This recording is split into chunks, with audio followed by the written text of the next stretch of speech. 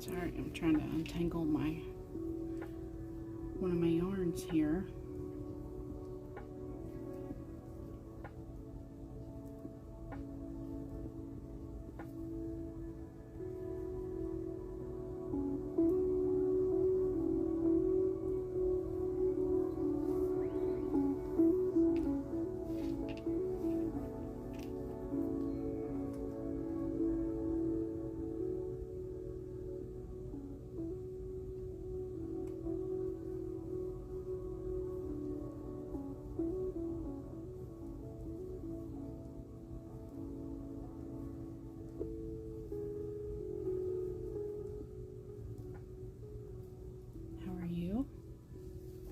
Oh, I'm good. Thank you for asking.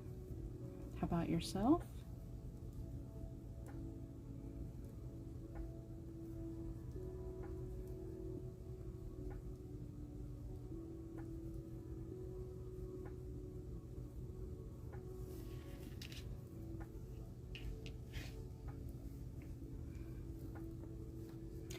Very nice. Anything special? Anything exciting?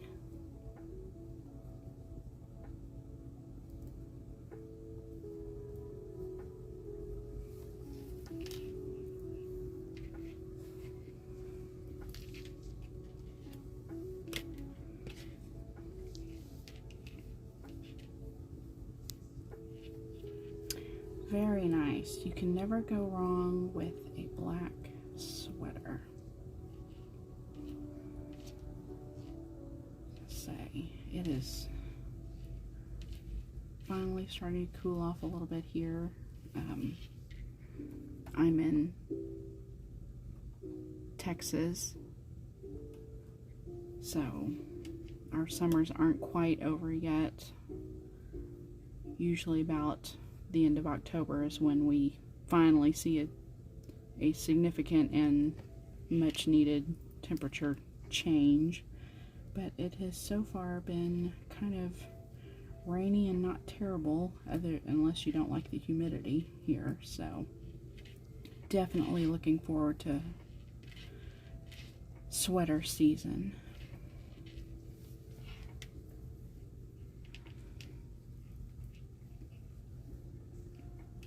I am working on my second version of that crop top by Jessie Maed, only this one I'm hoping will be tank length if I got my measurements kind of right, and I'm actually going up a size too. I absolutely love, I have already made a crop and absolutely love it, but I would like something that I could wear a little more often and with something a little more versatile. The crop, I feel like I would have to stick to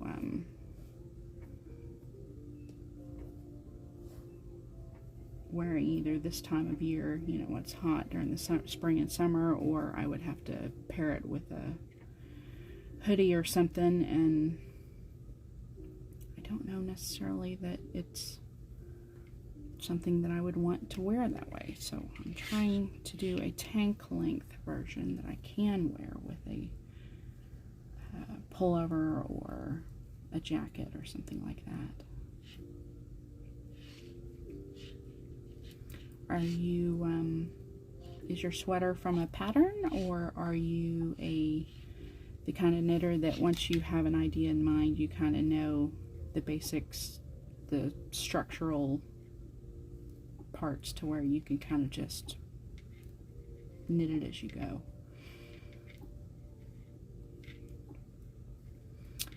I'm pretty much I'm not a novice knitter, but I am, usually it takes a pattern to inspire me to want, well, not to want to knit, but, you know, it takes a pattern to motivate me to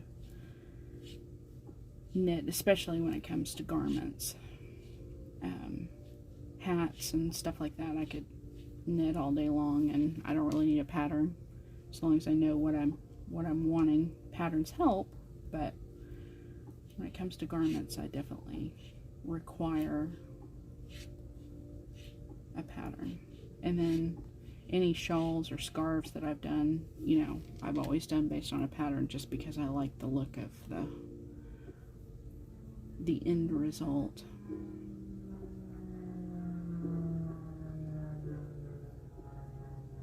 That's awesome. That's fantastic that you know exactly what you want and you can do it, make it your way, and you know it will fit you, and the customization is you know, basically to meet your specs, what you're looking for, because that is the one thing I've learned.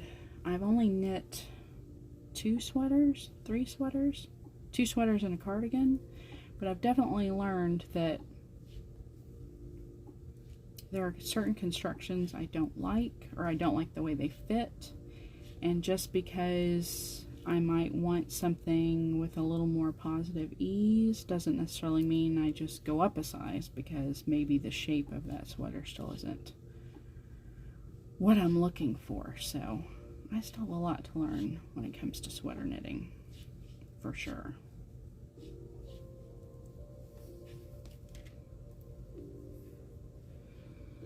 And I will readily admit I am the type of knitter that definitely a project knitter, not a process knitter. So unfortunately the hurry up and let's get done with this kicks in. So with sweaters, you know, if you're not willing to be patient or willing to, you know, stick it out for the long run, I can not abandon it, but I could like set it down and never pick it up again, or, you know, lose track of it very, very easily. I think the first sweater I ever knit was actually like a bulky weight sort of yarn, so that got my appetite whet a little bit for, oh, this is great, I finished a sweater, and then proceeded to do also a cardi that was in a very thick, bulky yarn, and again had success because it went rather quick. But I know when I'm ready to finally take the plunge and do a DK Aran or smaller weight sweater, I'm gonna have to be disciplined enough with myself to say, okay, if you really want this garment, you've got to stick with it. It's not going to happen overnight. And that was the thing about this crop top. The first crop top that I actually did following the pattern's instructions was done in about a week. So that got me excited about doing another one, and this one is, I'm only adding, I think, about 2.5, 3 inches in length, but everything else is exactly the same, so it might take me another day or two, but if I can still get it done, you know, within, not necessarily a week's time, but within, you know, 7 or 8 knitting days, you know, I'll see results pretty quickly with this too, so that's usually what motivates me to keep going. And sorry, I'm not knitting that much. This turquoise bluish yarn I'm using is a single ply, and it's very woolly, and so it keeps catching on itself in the yarn cake. So it's twisting and tangling much more than I should have wound it in a ball like I did the other. I'm using minis and doing another fade like I did on my first one. My first one though was lighter colors, beachy, summery kind of colors, but it was a fade. This time I'm doing darker colors, and the turquoise is my base color, and I should have wound it like I wound my little minis in balls, because I don't think it would give me as much trouble as it has been being wound up in a cake. But it's okay.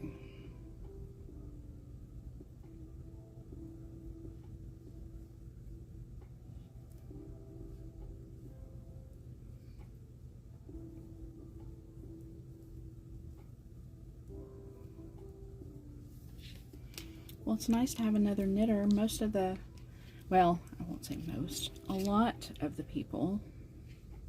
folks I am acquainted with on here are cross stitchers, and a lot of the people I follow and watch regularly on Twitch are cross stitchers. So usually those are the conversations we have even when I am knitting, and they pop on for a little while. So it's nice to have a knitter here.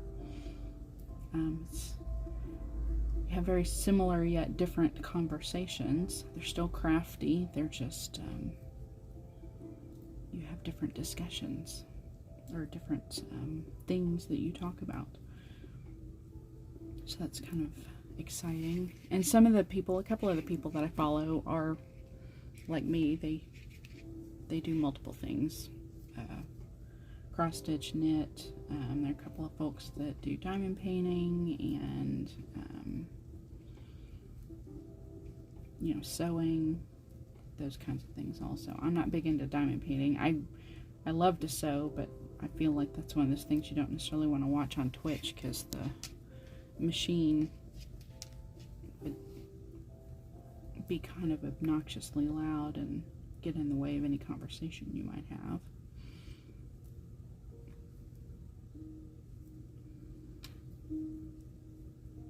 But it would be fun to hand sew, you know, if you're working on a project that called for that, like paper piecing or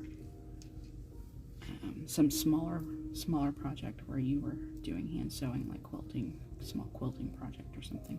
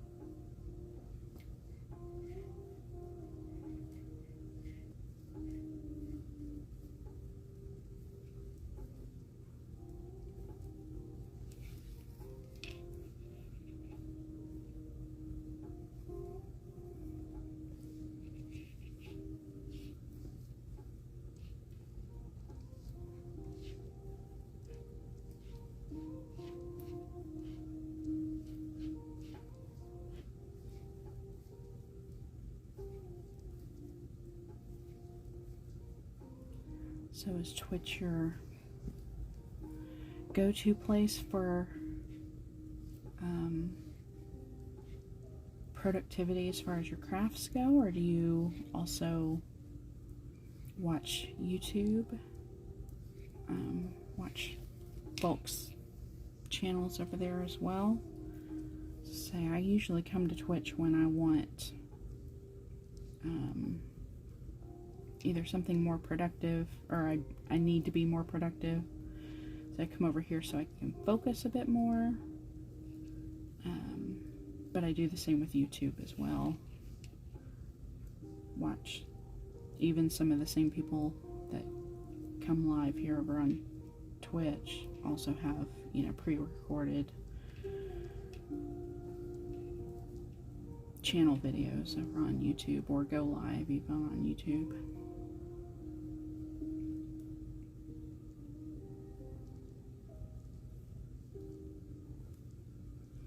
But for some reason I find Twitch to be much more focus driven for me personally.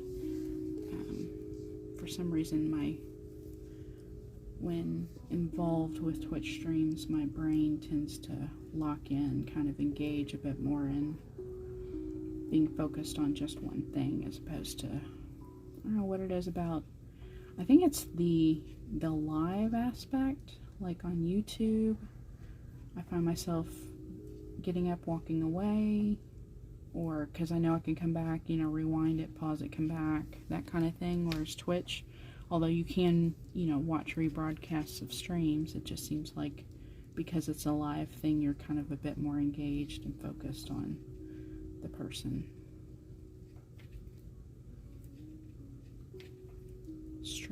So in some ways it keeps me on task. And I know the new thing now is or starting to become co-working streams, productivity streams for folks who do actually want to get work done and come on here and basically focus for a certain amount of time and then grant themselves, breaks to chat it up in order to... Oh, thank you for the follow. I appreciate that. But yeah, the co-working streams are some of the other people I watch. They've started talking about that, and that seems very, very interesting concept to me, that people would use this platform in particular to focus their productivity. You would think this would be a distraction or an escape from being productive, but somehow people have found a way to make it productive. Oh my goodness, and I've got a knot in my yarn here. This is going to be interesting. I hope this is not I hope this is when I pull this loose, it'll untangle itself. Oh my goodness. Otherwise, I may just have to knit around it. I don't want to cut it, but I may have to knit around it. Yeah, I think this is my last skein of this single ply yarn. I certainly won't be seeking this out anymore, because this is rather frustrating. I think this knot is here to stay. I don't think this is a good knot. I think this is oh, there it goes. Okay, good. It came loose.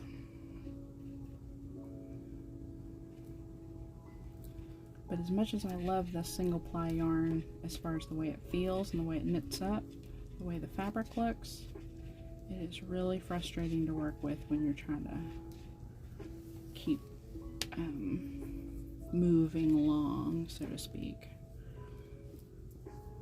It kind of derails your progress sometimes, because you get kind of in a mode and a stitchy,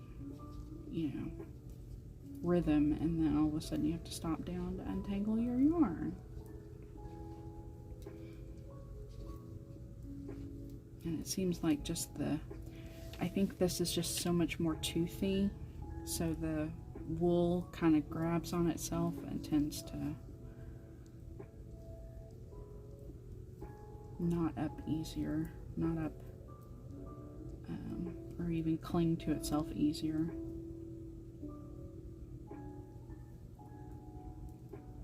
Makes it a little more frustrating to detangle.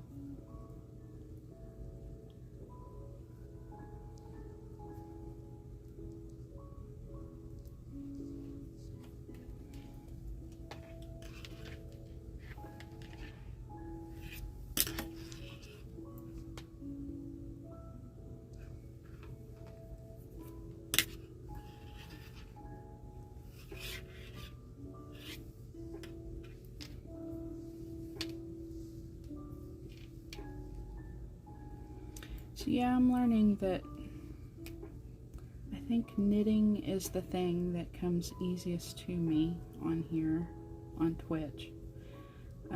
Particularly knitting that doesn't require, like, this is just a 3x3 rib till I get to a certain length, so it's just busy work. Something that needs to be it needs to be knit up till I get to the basically you knit up till you get to where your armholes are going to be, or your underarms are going to be on the top. So since that takes a while, it's easy to do and it doesn't require a lot of focus, so you can have conversations and pay attention to chat and things like that.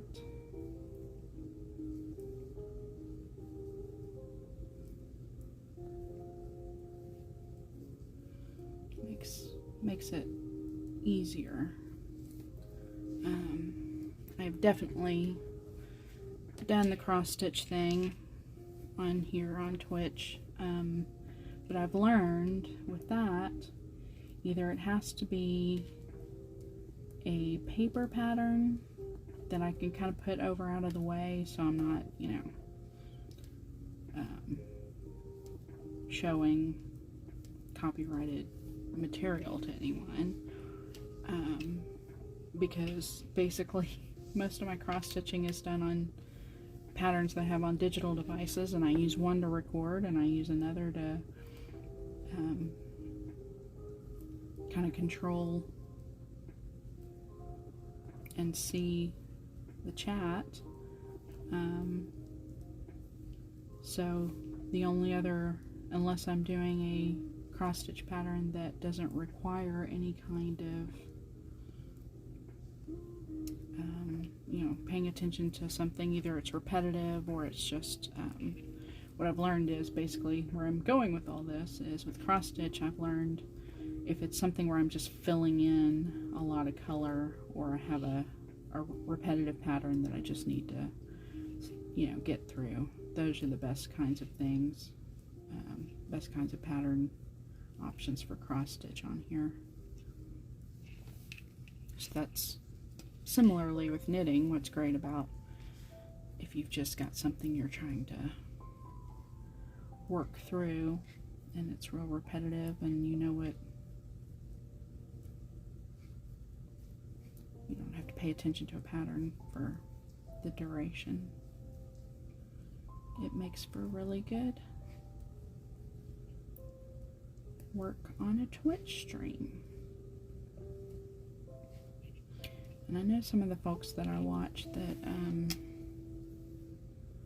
you know, I have multiple crafts that they work on too on here.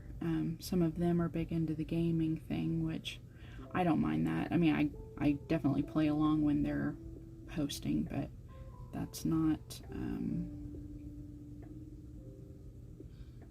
something that I would choose for myself for my Twitch stream, just because it seems like the less I have to worry about change and control and those kinds of things, the better. When it can just be straight up record and chat and maybe a little bit of yarn detangling, then I'm okay. So I certainly couldn't manage trying to play a game and all of that too, so. But I do give props to those people that do that. Especially the ones that I watch, usually they do it on like their Friday night, you know, their night streams, because, you know, they're trying to unwind from a day at work or something like that, and I totally am down with that. I totally understand wanting to maybe not do something as, dare I say, frustrating as yarn untangling while trying to have a conversation. Maybe playing a game is more relaxing to them than this. But this yarn has really got my goat here. I feel like I'm getting to where I can, there we go. I feel like I was getting to a point where it was going to be back on track, sort of. I've got a little yarn to work with here before it'll tangle up on me again.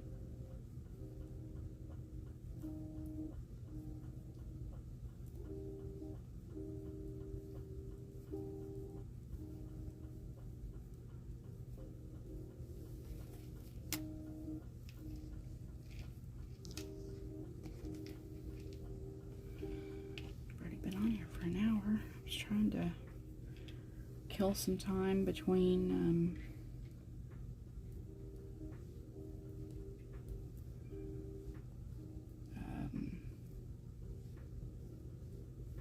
not chores, but things I was doing around the house, because I knew I had trying to get some laundry done before I go to bed, and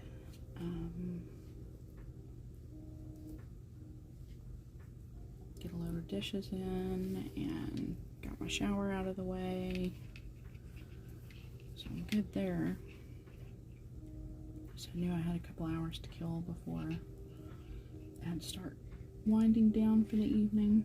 I'm a early to bed person, sort of.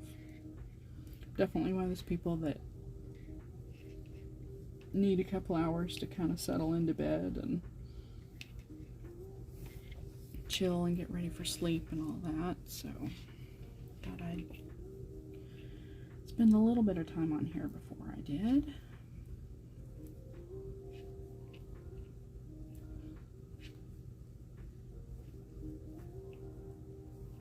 I'm grateful to have the company, for sure. It is nice to see all the knitters on here.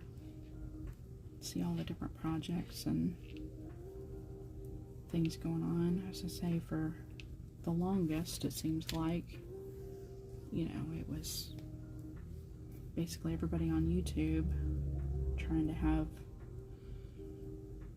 lives on there and knit.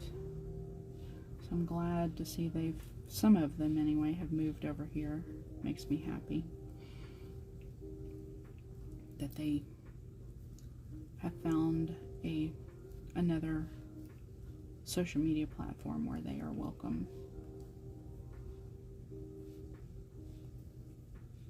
Especially it's nice to see, or to go out there and see what other people are working on, because, you know, you get in a little bubble of, you know, the people that you follow on Instagram or, like I said, YouTube, and you just kind of see the same kinds of projects because people like the projects that they like. So it's nice to come over to something like Twitch where there's such a wide variety of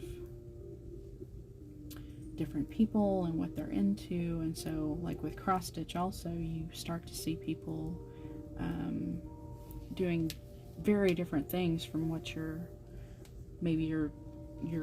immediate, you know, social media bubble, so to speak, shows you. So that's always nice to see.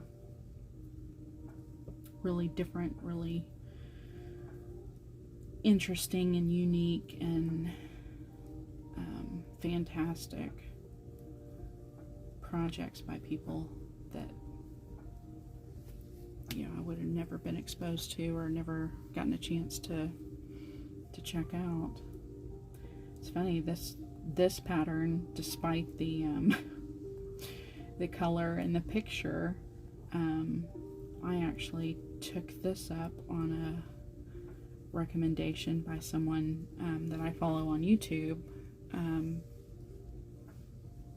and she knits she really likes her dark colors, her burgundies and dark purples and blacks and charcoal grays, and she did this little crop just as a solid black, and then she did it again, I think like in a maroon maybe or something, but she absolutely loved this top so much. And watching or seeing her knit it up and make it her own, because most of Jessie Maed's stuff, like when you go out and look at the patterns, they're all very bright colors, and of course I'm sure that's her aesthetic, that's what she likes. But it was nice to see someone take a very different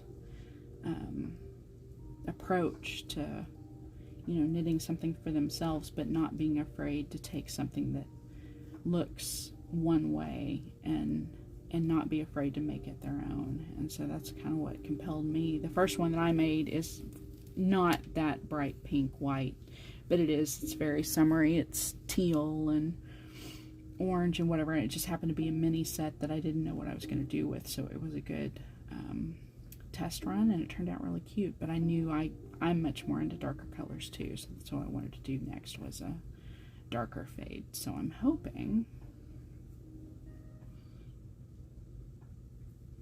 that this one turns out really well also.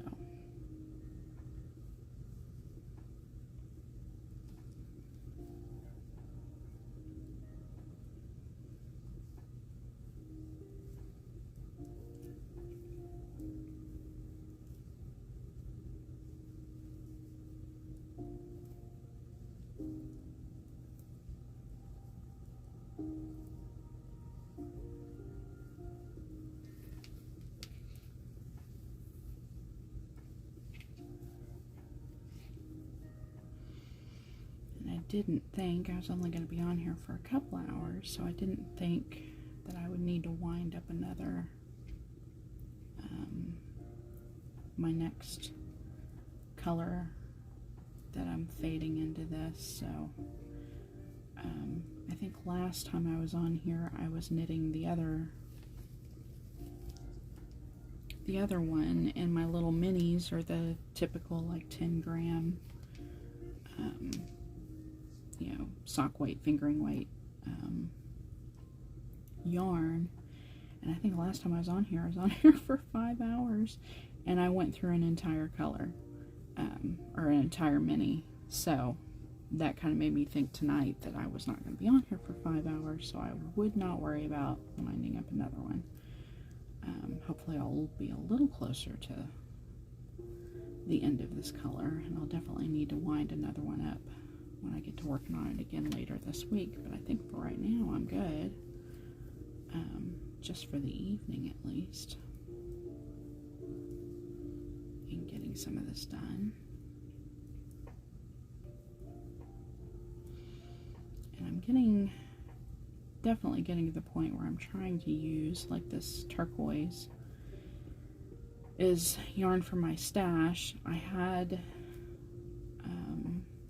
in deciding, I really kind of wanted to use a dark gray or black for the base, so these minis would show up a little bit better, but I'm happy with the turquoise, it's fine.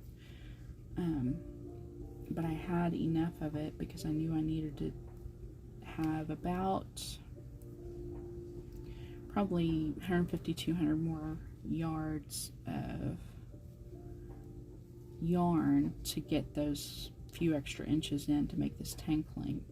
This turquoise just happened to be, I had 2 skeins and I only used part of one for a shawl knit along, and so when I realized I still had a full skein of it left and then another part of the other one, I kind of told myself I thought this might be a good yarn to use. I do have some black Menace de Uruguay, but I didn't think I had enough of it, and I didn't want to order more. Like I said, trying to just go through what I had in my stash. So I was trying to find a color that I thought would go well with these minis, because these minis are part of a set that I didn't, they're just a mini set. They're not they didn't have a corresponding full skein to go with them, so I knew I had to go through everything I had in stash to try to find something that would complement them and not be too different.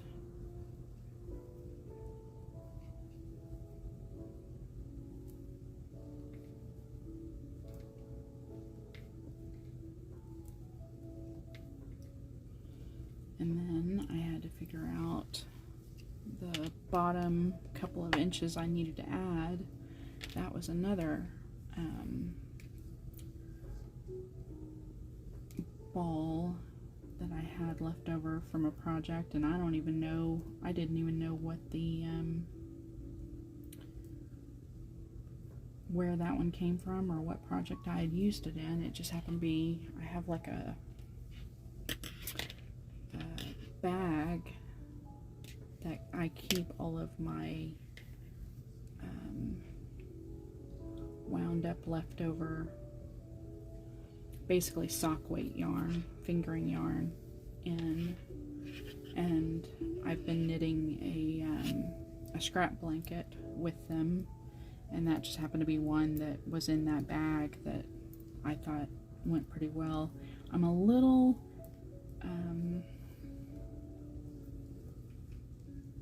not worried, but in the back of my mind, after I knit this up, I realized that first color I used has stellina in it, which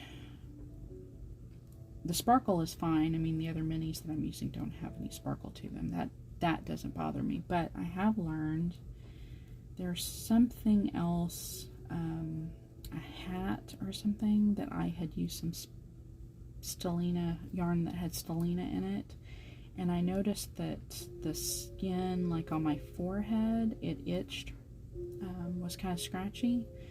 So I'm hoping, because I used this stellina yarn at the base, that will hit about where my like where the waistband for any pants or skirt that I might wear is, and that won't be directly on my, I mean, knitting with it, it's weird, knitting with it, it doesn't irritate me, but I did kind of pause for a brief moment because I did remember that hat that I had and thought, okay, hopefully that won't irritate my skin the same way that hat did.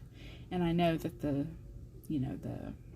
composition of your skin is different in different places. Like, for instance, the skin around on your face is different than the skin on your arms, or the skin in the interior of your arm, like in your elbow, is different than the skin on the exterior, on the outside of your arm, those kinds of things. So that's kind of what I took away from it, was hopefully it would be in a place where it wouldn't be as irritating as it might be like on the skin on my face or on my forehead. So hopefully that was not a bad decision.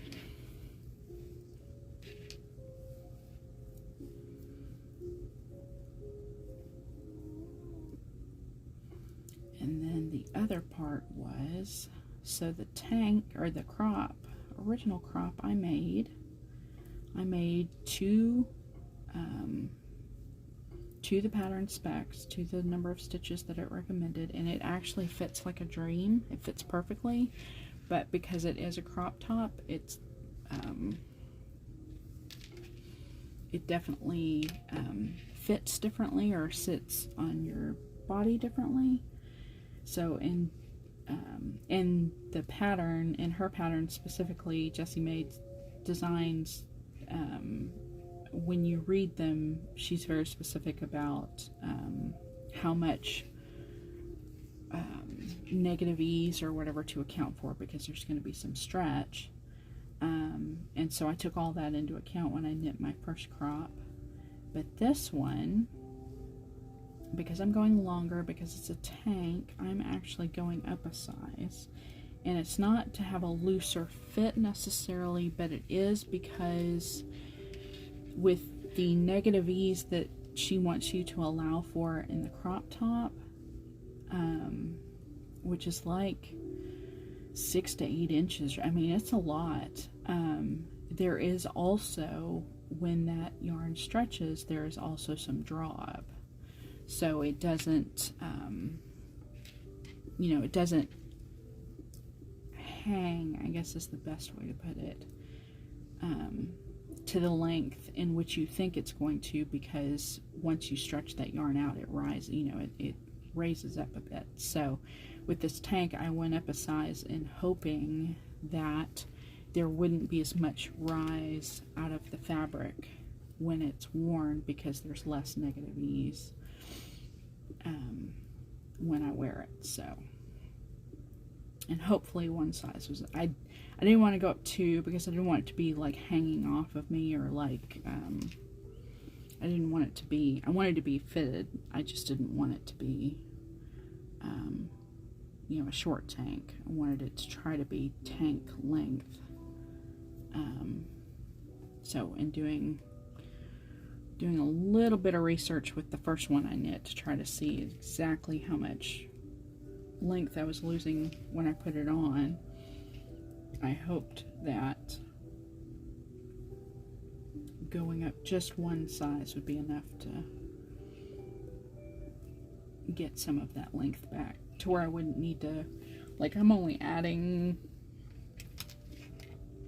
I think I decided about 2.5 inches, 3 inches to this, to get it where I want it, which is basically just at my waist. I don't want it long, I just don't want it, mid-drift. I want it to at least reach the waist of my pants, or skirt, or you know, any kind of bottoms that I'm wearing, shorts, whatever. So all I'm hoping to achieve is to basically make up the difference in that it won't draw up so much that I, again, have to worry about if I wanted to, for instance, wear it to work or something like that, that I would have to layer something over it in order to achieve, you know, in order to be able to wear it and not be outside of, you know, what my employer might think is appropriate for work, even though most of the time I work at home, so.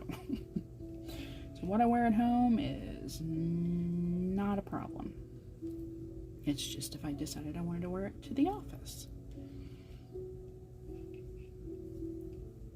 And the other thing was, in knitting the first crop, I did goof. Well, I did a couple of goofs. One was I got off on my count, so the bottom inch or so, and that's the other thing. I think the pattern calls for only doing about like half an inch of ribbing at the bottom, and it's a 1x1, and then you switch over to the 3x3. But I think the pattern calls for half an inch. I did an inch on my last one, and then I did like an inch and a half on this one, again, to just add a little bit of length. But somewhere on the first one I did, I got off when it was time to go 3x3. So if you look, if anybody's ever looking at it, they would notice that first 3x3 is about, I don't know, 20 or 30 stitches in. I got off a stitch, so then when I corrected it the second round, I just left it. I didn't care too much. But the other goof that I made was the way the pattern is written. It was not clear to me at first that when it's time for you to knit the size when you get to the top, because each size starts with a different number of stitches going around, when you get to the top and you start to bind off the underarms and stuff like that, you know, there are certain counts. And then when it's time to knit the front yoke, or the front panel, I guess, there are decreases up either side of the chest, and I read it to say that start with the size, the section that corresponds to your size. What it meant to say, or what it meant that I did not understand, was that you start, everybody starts in the same place, but just remember, don't go past the section for the size that you were knitting. So all of my decreases were based on just one section, and then I realized I still had too many stitches on my needles, and realized that I didn't want to undo all of that work, so I just kind of made it work with the number of decreases I need just to get down to the part where everybody's, you know, back with the same number of stitches again. So, and it worked out fine, but because of it, the way the shaping is on the decreases did not look quite right. So any undergarments worn with it are, you have to kind of be careful. I mean, not bad, but just if you're wearing an undergarment that has a lot of fabric, it might not completely cover it, because my decreases went rather quickly, rather short for part of it. So, but that's okay.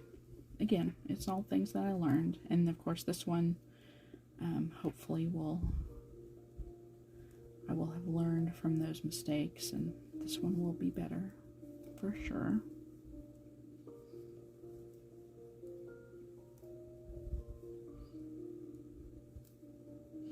Definitely didn't, the mistake definitely didn't stop me from wanting to make another one. That's for sure. So I think that is something to be said for a pattern, any pattern, where if you want to make more than one, despite having made mistakes or having not knitted it to spec the first time says a lot about, you know, how well either the pattern is or the design is that you want to do it again. Try again.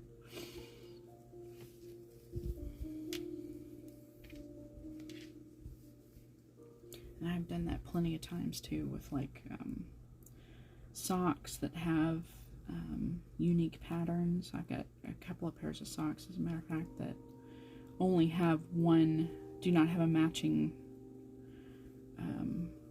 partner, because I knit the first one incorrectly, but because of that I have to figure out what I did wrong to make the second one match.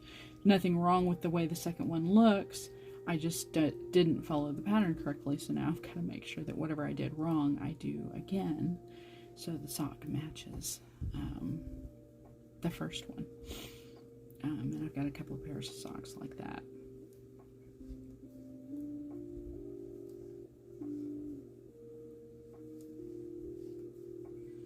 And socks are definitely one of those that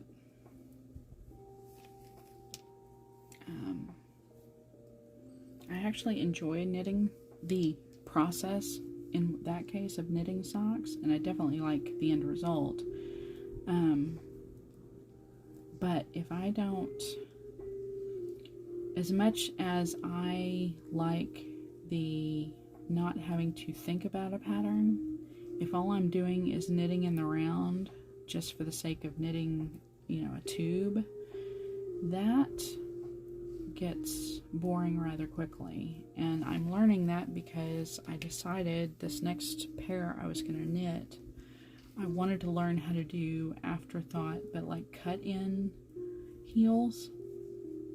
So right now I've just got a long, really long tube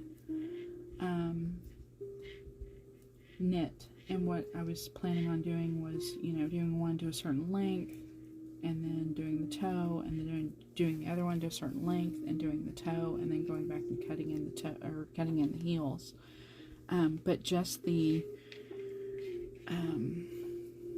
plain aspect of just knitting a tube, it makes me realize the value in people who have sock machine or tube, you know, knitting machines that just knit out, you know, crank out tubes. And it's amazing how pricey they kind of are, for especially for the sock sized, you know, to achieve a fabric for the purposes of cranking out a sock tube. I know there are knitting machines out there that are meant, you know, to be inexpensive for like doing hats or larger projects or whatever, and those are, you know, those price points are not terrible.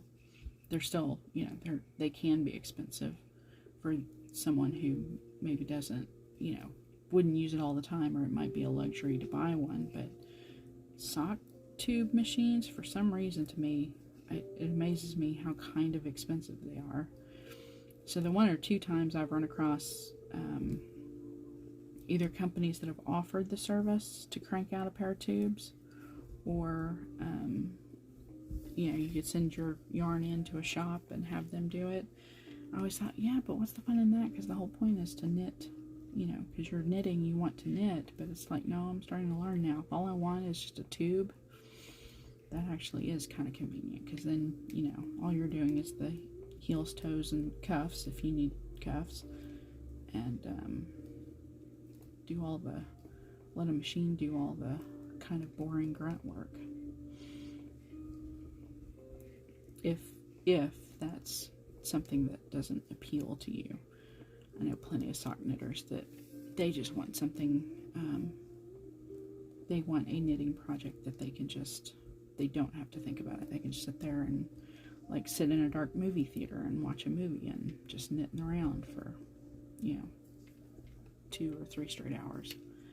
And I totally get the value in that.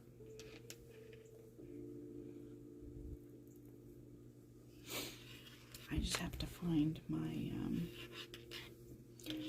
the thing that makes me want to knit socks. And the closest I've come so far, I think, is oh my goodness, I've already forgotten the designer's Autumn Acorn. Is that her? I think that's right, the Autumn Acorn. But her Magic Heel socks, those actually surprisingly kind of made me realize, because you know, the magic is in the method for the heel. That's the first time I've actually found a sock pattern that I thought, you know what, I could knit a bunch of these.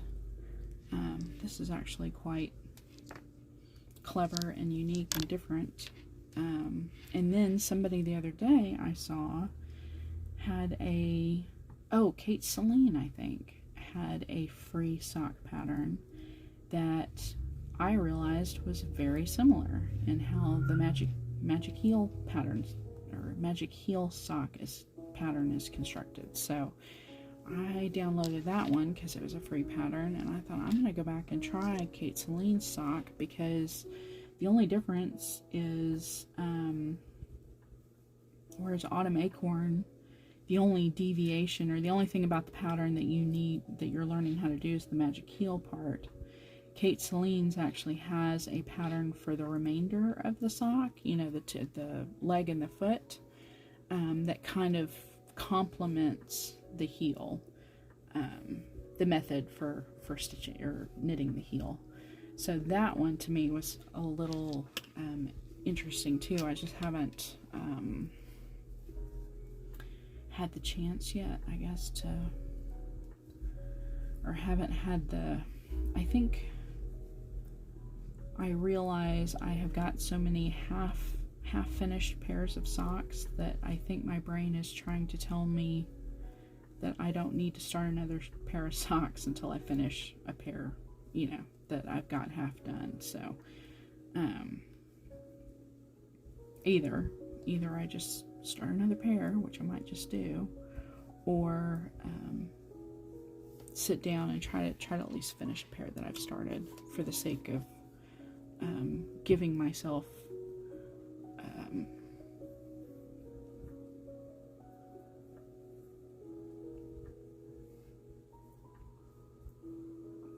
granting myself, I guess, giving myself the okay to start another pair of knit socks, because I've got so many that I haven't finished. Just trying to think of exactly what I think my dilemma is with not starting another pair, especially for a pair that I might actually enjoy knitting and might go kind of quickly. The other thing is too, is as much as like this tank being a good example, the fact that this is, you know, sock weight yarn, fingering yarn, and this, well, let me back up a minute, because I'm holding two sock weight yarns together to create what is closer to a DK weight, or Aran weight,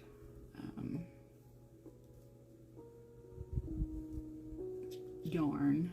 So that's why this is going a bit faster. So I think part of that too is when you're doing socks, while they are a smaller garment, they still take quite a number of stitches, and I think sometimes you get lost in I get lost in the I guess monotony. If you don't like that, if you like change, or if you like something different, or you want to see something, you want to see your project get somewhere. It's just so funny to even say that out loud, because I have so many times, I have knit plenty of pairs of socks, but it's funny, the ones that I have actually finished, how it's usually the first one, getting the first one done, and you're so excited and it's so cute.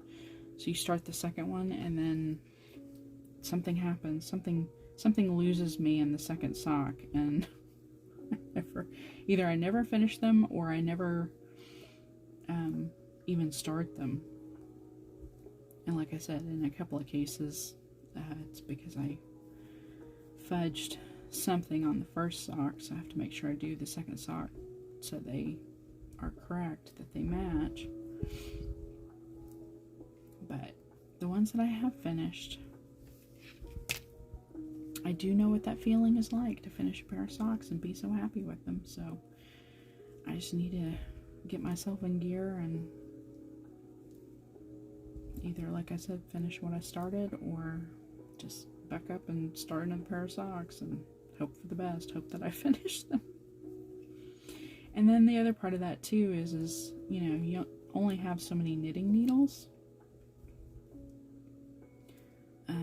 So if you use the same, and so for the record, I am a person that likes to knit socks with DPNs. I have not figured out as many people that do magic loop or do like the cable. I can't do like, I bought a pair of 9-inch circulars. I think my hands are too big. That's not a comfortable knit style for me. Some people do either like 2 cable needles back and forth, which I need to try that, or they do magic loop. But for some reason, the thing that has always, or the method that has always stuck with me, that I've always liked, has been DPNs. So that's the other thing. You only have so many pairs of DPNs, or, you know, or cable, or, you know, whatever needles of the same size. So after you have them all tied up in half knit pairs of socks, you start to realize, okay, you've got to get something off the needles because you can't just go buy another pair of needles. Well, you can. You shouldn't just go buy another pair of needles just so you can knit another pair of socks when you haven't finished the other ones you've got. So I think that's also another hurdle that I have to get over is, you know, if you want to knit more socks, that's great, but you got to free up the needles that you have socks on. Otherwise you can't get to them. So I have been playing around trying to figure out, because I do knit with DPNs, there are different lengths of double pointed needles. So I'm trying to figure out if I prefer a certain length. I'm thinking like the 5-inch ones are kind of a sweet spot, but I learned the extra inch on 6-inch DPNs allow, they kind of are wider or longer than the width of my hand, whereas 5s are about the width of my palm, my hand. So I tend to stab myself more with 5-inch DPNs, even though I think they're the perfect length for knitting socks. I think they're a little too short for my hand size. So, but I've attempted them a couple of times because I felt like because they were smaller, they would be a more closer knit. They'd be, you know, able to keep my project going, but they just haven't quite worked the way I'd hoped that they would, but that's okay. And this one ball of yarn keeps just wanting to run around on me here, which is fine, not a big deal. Just to keep chasing it back across the table here.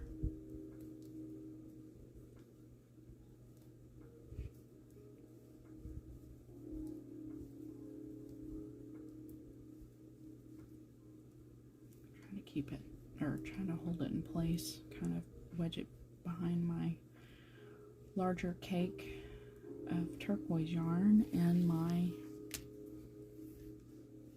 iPad's kind of sitting over here where I can monitor.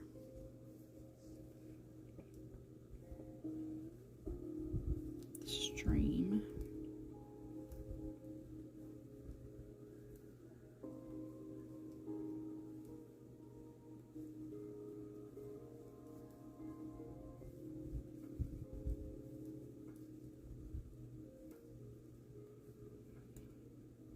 And I'm hoping this week goes well. We're getting rain this evening. I think we're supposed to have some more tomorrow, which I'm hoping keeps the temperatures down, even if briefly. I know the rain also brings with it the humidity when it gets warm here, so I would like the temperature to stay down, but I don't think we're gonna get that lucky. It's a little early for that yet here. But I hope the week goes well as far as work goes, and a little less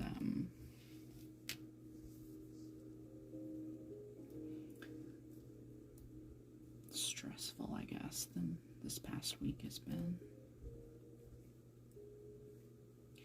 And my job, I should say, I just recently changed jobs in the last year. This job is not nearly as stressful as my previous job was, but there are times, like this past week, where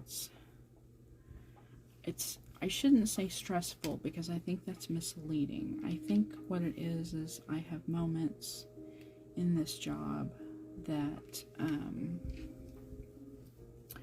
require me to do things that, if I'm having a less than mental health week, my brain gets in my way. Gets in the way of me being able to do my job without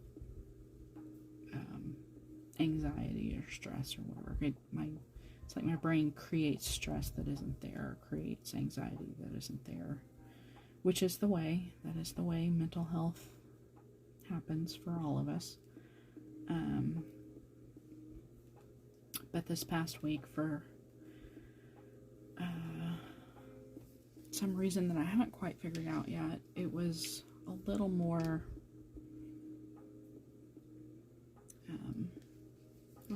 anxiety than typical, and I try to keep track of stuff like that in my journal, or watching my diet and stuff.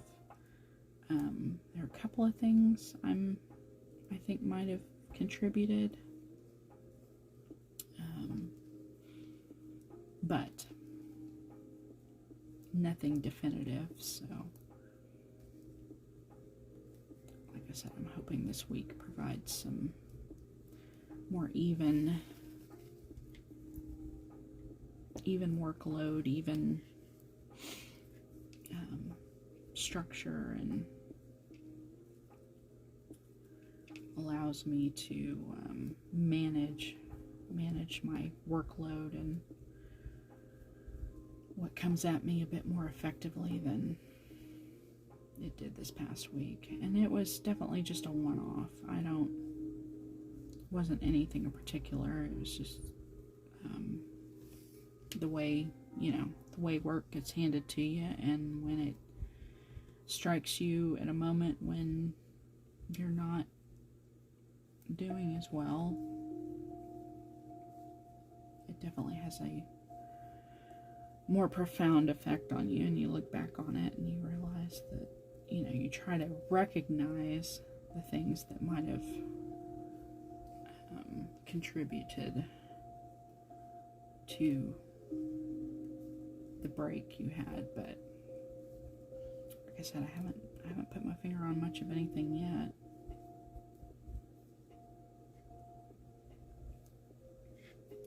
But I tried to get ahead of some things today in hopes that if I start my week off, or end my week, my weekend, kind of getting all the things done I need to get done, then maybe that means this week will run a bit more smoothly. I won't have as many,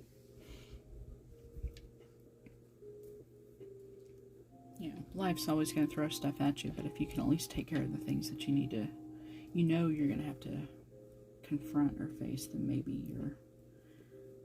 you can start the week off a little bit ahead of the game, so that when life does throw things your way that you weren't prepared for, the other things are taken care of. So you can be more flexible in managing those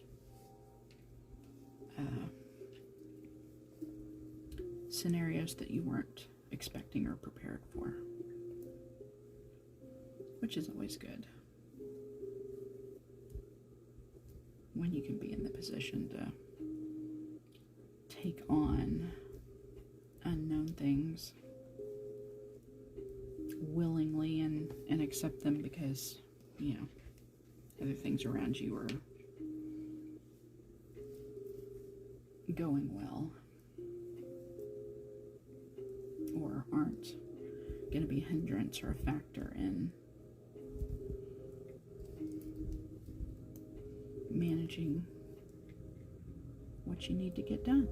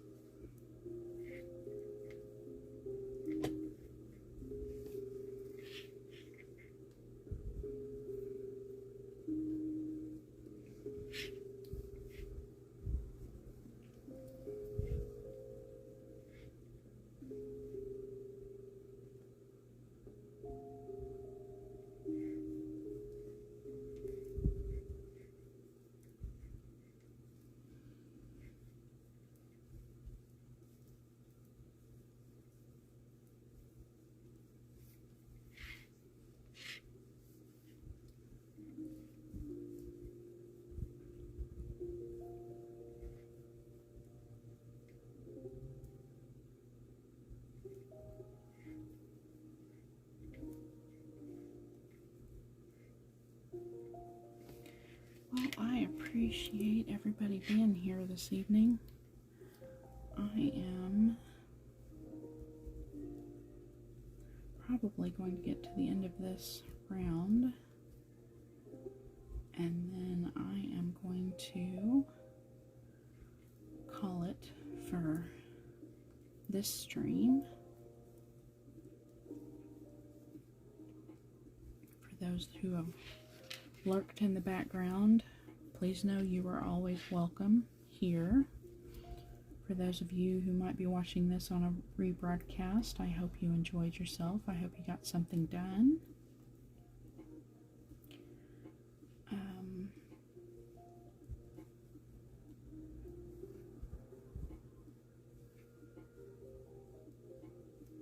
I appreciate my new follower. Thank you so much for being here.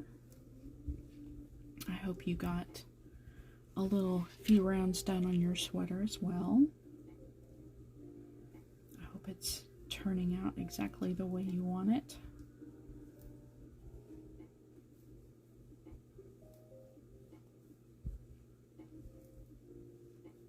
I know it's going to be fantastic,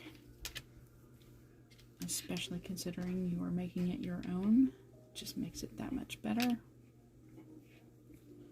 Those are always the best kinds of knits, the ones that are customized to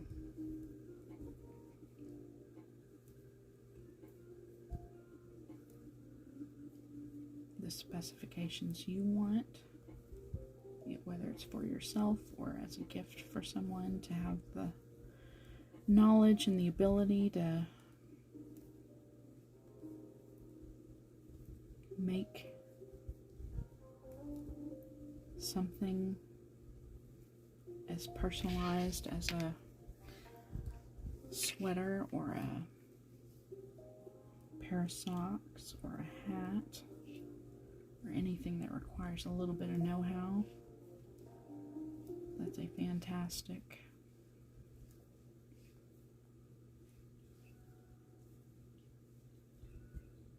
achievement for you.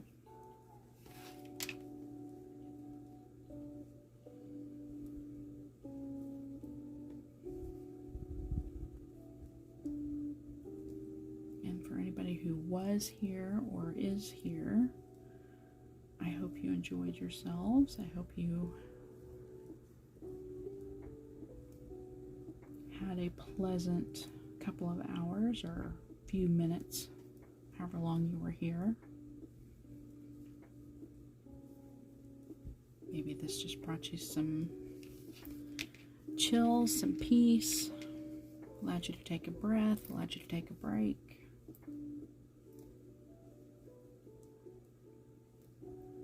Allowed you to relax. Maybe recenter yourself, refocus, reset.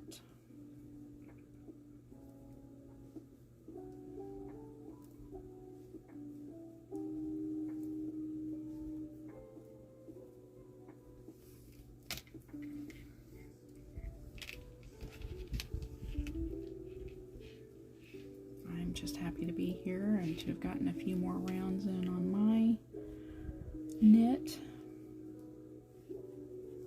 As I mentioned towards the beginning, I always appreciate doing this because it allows me to focus. It kind of forces me to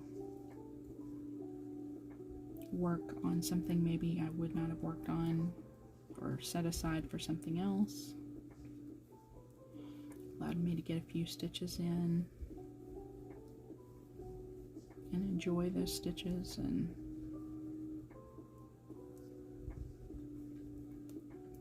get a little bit of maybe active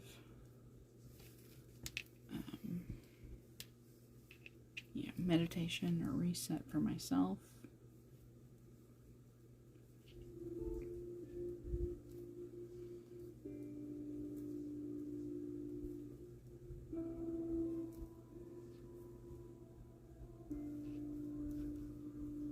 I do very much appreciate the mindfulness that can go into especially knitting that is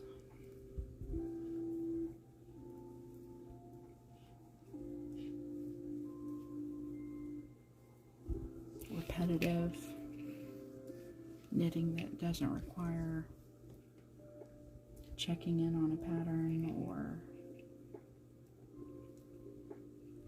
even counting when you have a pattern that you can, in my case, I know it's a 3x3 rib, but I don't have to count these 3x3s because my mind or my brain acknowledges the stitch pattern, and so my mind just follows the previous row. It doesn't have to think about counting or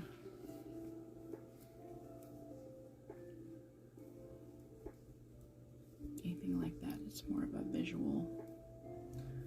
visual pattern repeat,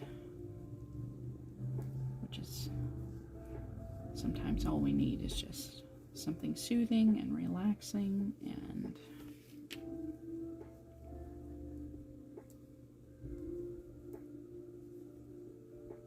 something that doesn't require much active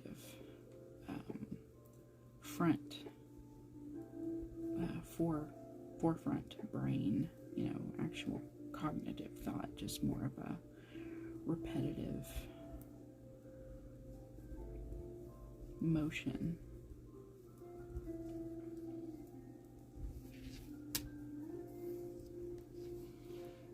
Okay, I am at the end of my round here.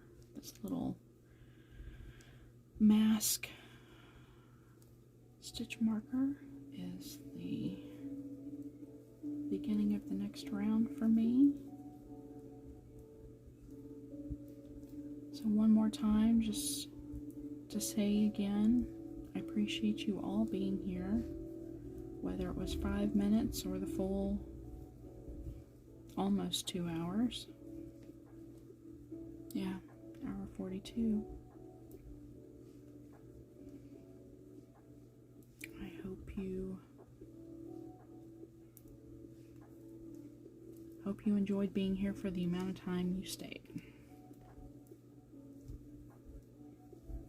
And I hope you got what you wanted out of it, whether it be working on something productive or just relaxing and maybe bringing that heart rate down a little bit, or getting ready for the week, whatever it is you needed to do. So, thank you all for being here, and thank you for the follow. Again, I appreciate it. Hope you'll come back sometime. I don't have a set schedule, so I'm just here when I'm here. So feel free to drop by anytime, and happy knitting on your sweater, and hope to see you all again soon. Thanks so much.